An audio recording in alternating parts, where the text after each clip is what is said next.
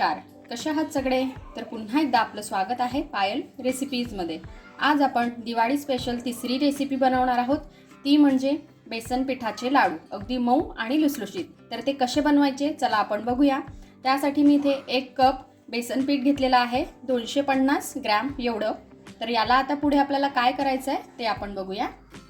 सगळ्यात आधी आपल्याला एका पॅन मध्ये किंवा कढईमध्ये 100 ml एवढं तूप हे टाकून घ्यायचं आहे।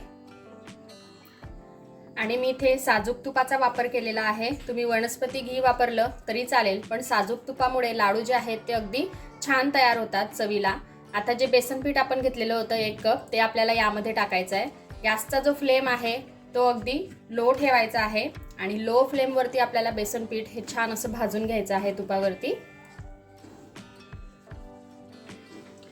आता इथे मी हे छान असं परतवून घेतलेलं आहे, पण थोडंसं तूप जे आहे हे मला कमी वाटतंय, म्हणून जवळपास 2 चमचे तूप मी यामध्ये पुन्हा टाकून घेणार आहे।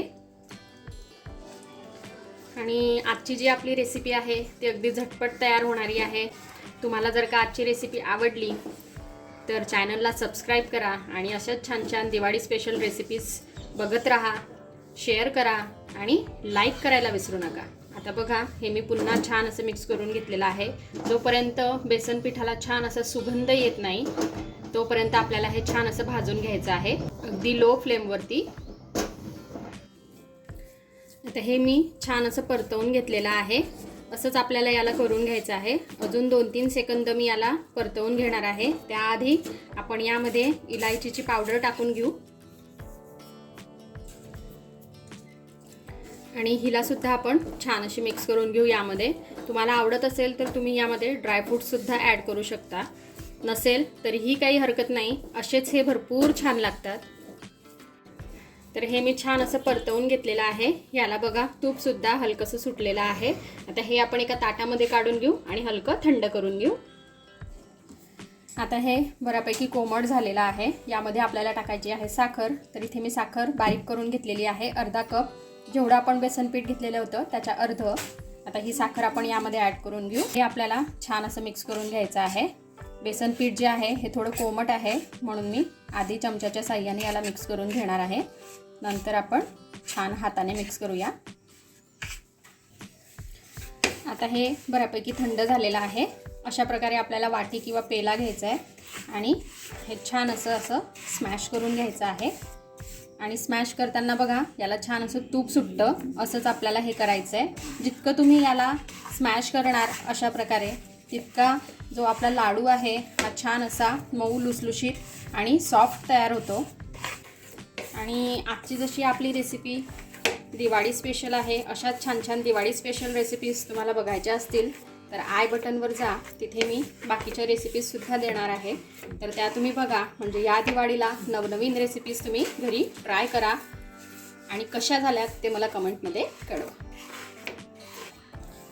आता इथे मी हे छान असं मोडून घेतलेलं आहे। हे बघा किती छान याला तूप सुटलेलं आहे, तुम्ही बघू शकता। असंच आपल्याला याला करायचं आहे। हे मिश्रण आता आपल्याला थोड्या वेळासाठी बाजूला ठेवायचं आहे, पूर्णपणे थंड करून घ्यायचं आहे। इथे हे छान असं थंड झालेलं आहे। आता थोडं थोडं मिश्रण आपल्याला घ्यायचं आहे आणि याचा जो लाडू आहे हा वळून घ्यायचा आहे।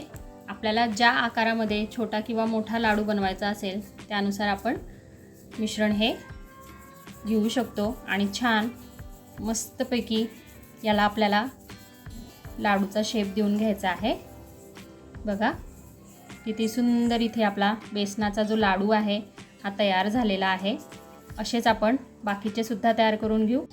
तर बघा, इथे आपले मस्त असे बेसन पिठाचे लाडू जे आहेत हे खाण्यासाठी रेडी आहेत।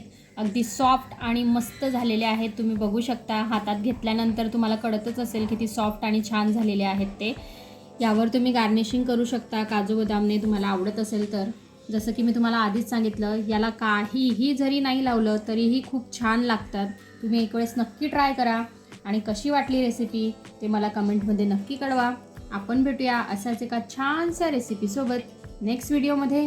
तोपर्यंत आपली काळजी घ्या आणि जाता जाता चॅनलला सबस्क्राईब करा। Take care, bye bye.